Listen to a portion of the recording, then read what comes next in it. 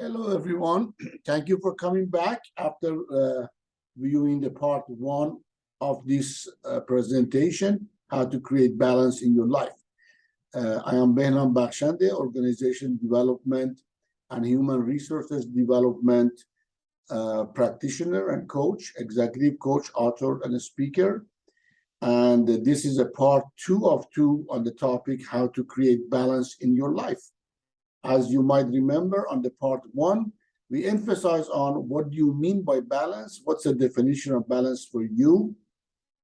We distinguish how and who stop you from having balance in life, who's responsible for that, which was you. And then we talk about how you relate into your inner chatter, which is negative, condescending, and belittling about having balance. And you keep listening to that, and you're eventually being right and righteous and positional and digging your heels down that no way, no how you cannot have balance because it's hard, because you don't have time, because business is very much busy, you have no time for your family or any other things that you want to be right about. And the payoff of it and the gaining of it is you're always right and you're always blaming yourself, somebody else, situation, business, market, something to not having balance in life. So on this part two, we are looking about how could we create balance, knowing we are responsible for entertaining that negative inner chatter and stopping ourselves from having balance. Okay, let's look. Continuing from the part one. What is the way out of this cycle, the cycle of you keep listening to your inner chatter and you keep not doing what you need to do. You become righteous and positional, but you don't have time and you're not doing anything about it, but just complaining to yourself or to others and pulling yourself down. At first, and the main step is to recognize and acknowledge the inner chatter. Recognize you have it, acknowledge you have it, acknowledge that for years you listen to it and that has an impact on you. Second step is to recognize and understand the payoff of that way of thinking. It means recognize you've been right and righteous and positional about it. Recognize that it cost you by doing that, and recognize that inner chatter is always there. By the way, the inner chatter would not go away. You cannot stop it, but you can relate to it in a healthy way by hearing that noise, but not empowering it. Hearing it as a noise in the background, but not listening to it as the truth. It's a human psyche. Everybody have it, and you cannot get rid of it. So get with the program, not listen to that noise. Have it like a bad music in the background, and there is nothing you can do about it. However, by keep recognizing it, then you can kind of turn it down on the lower volume. After that, you need to totally own it and become responsible for the outcome of your former way of thinking, which I said, being responsible, accepting that you have done that, accepting the damage has been done to yourself and your relationship, to your time and schedule and your family. Then after that, now is the time to forgive yourself. Totally forgive yourself and make a new promise. Listen, it's not like the end of the world by us listening to the inner chatter and doing something and become righteous and pick a fight with people because we are right about something and digging our heels down and causing problems for ourselves and others. But if you know you have done that and you know the cost and payoff, then you can responsibly forgive yourself and apologize to yourself and apologize to other people that you impacted, including your family that you always said you don't have time for them. What is possible out of you having balance in your life and your business? That is a possibility that nobody can create for you, just you. Look at the opportunities that will come out by you creating a balance. It means start living the life in the future. 2 months from now, 6 months from now, 1 year from now, after me forgiving myself and not listening to that negative inner chatter, and creating a balance in my life. What is possible? What is coming as opportunity for me and my family? Write it down for yourself and look at it every day. Now, look at your life and your business and see what practices you are doing that does not empower that possibility and that opportunity. Everything we think and every decision we come with, showing and manifesting itself in regular time and life as practices. If we imagine, very simple, if we say to our spouse, I love you, okay, that's a concept. That is beautiful concept. But how he or she knows you mean it? You're doing practices by saying every day, I love you, by buying gift, by taking each other out for dinner, date, movie, whatever, right? If you create a concept for your business that every day you start at 7 a.m. and you finish at 4 p.m., for example, the practice is you put it on your schedule and you're keeping yourself on a schedule. Now, for someone who's been right and righteous about not having time and not having balance, you created some practices, like you're always busy.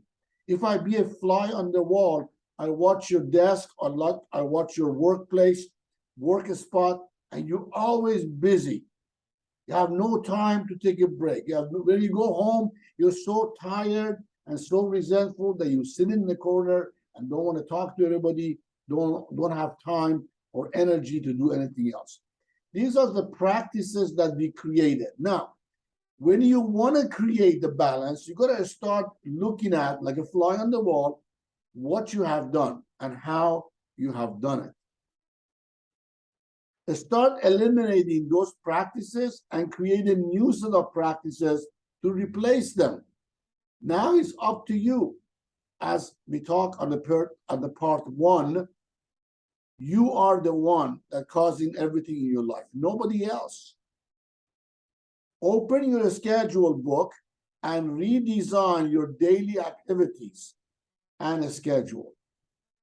So far, the schedule that you have on your balance book, on your schedule book, on your cell phone, Outlook, or whoever you manage your schedule, and however you manage your schedule, there is practices that need to be redesigned and replaced with the new and empowering practices. You have to go through your entire year and change things. Schedule your vacations and day off first. Now, it might sound crazy, but that is the first thing you need to do, or your entire year, on your entire year.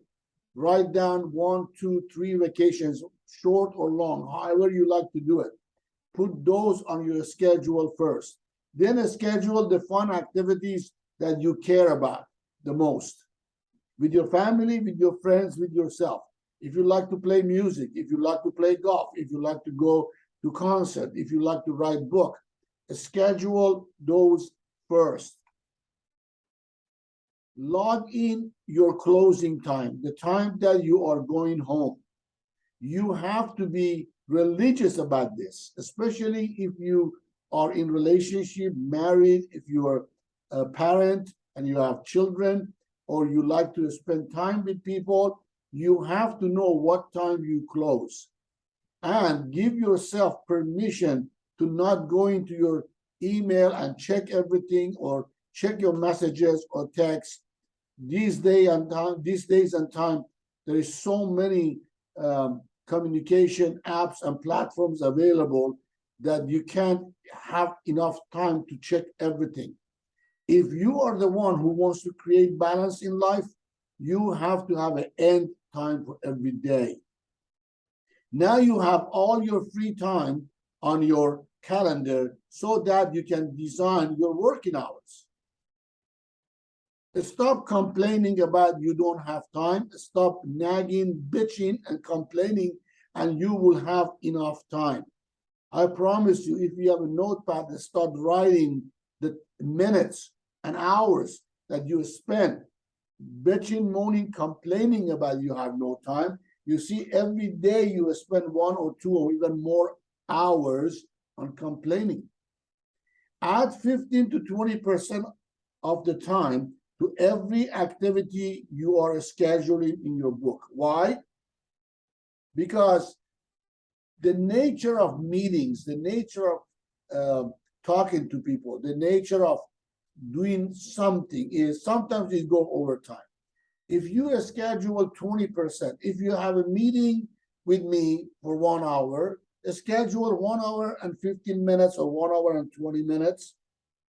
So what would happen? If you go over the 1 hour, so you already been responsible and you already predicted and you have time to finish it. If you don't use that 15 to 20 minutes, well, good for you. You have 15 to 20 minutes extra time that you can do something you like to do, or you can add it to the next time, next day, or next meeting, so you're never falling behind. Review your daily and weekly calendar every day. That is very important. I have this practice for myself. I look at my calendar every day, 4 weeks out, and I always find some mistake, error, or something that would be need to be modified or need to be adjusted. Now you need to make sure all of your family members and team members are aware of your schedule. So let your family know that you have this many hours available this week that you're going to spend time with them. These are the places you go, and these are the time you work. And ask them to support you on the time that you work, so not being interrupted, so you can spend time with them on the times that you promised and you put on your schedule. You can do that with your team members also, people who you're working with directly.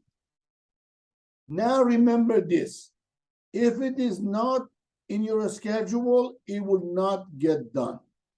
Many people rely on their memories and their thoughts or the notepad or sticky notes. These are all disaster. You just gotta write everything you want to do, as simple as reminder for yourself to do something on your schedule so you don't forget. You are the person who can keep it on your schedule, nobody else. You are the only person that keep yourself on a schedule in relation to what you wrote on your schedule book. Nobody else can make you or change your schedule and keep you on it. It's all you. This is a great quote from Henry Ford. Whether you think you can or think you can't, you are right. So you can be right about you're not able to do these simple exercises, or you can be right about you can do it and practice it. It's all up to you. I want you to know that I know it's not easy, but it is possible and it's predictable. I have done this with so many individuals and teams, and unfortunately, I cannot give you a whole day seminar, almost 7 hours workshop in just 2 parts of 10 minutes each. But I hope what I said and the coaching I provided for you and the indications I point out to you help you creating a balance in your life and your business. From this point on, it is your choice. Do you want to be right about your inabilities?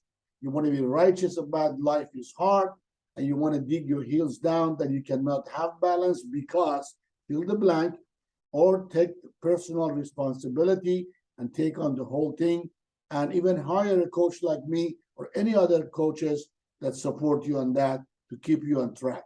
There is so many opportunities available for the possibility of you having balance in life. Please follow me and my business, Franco Education, or at Coach Behnam in entire social media networks. You can find me, follow us, or contact us for any personal and professional needs. Thank you for your time.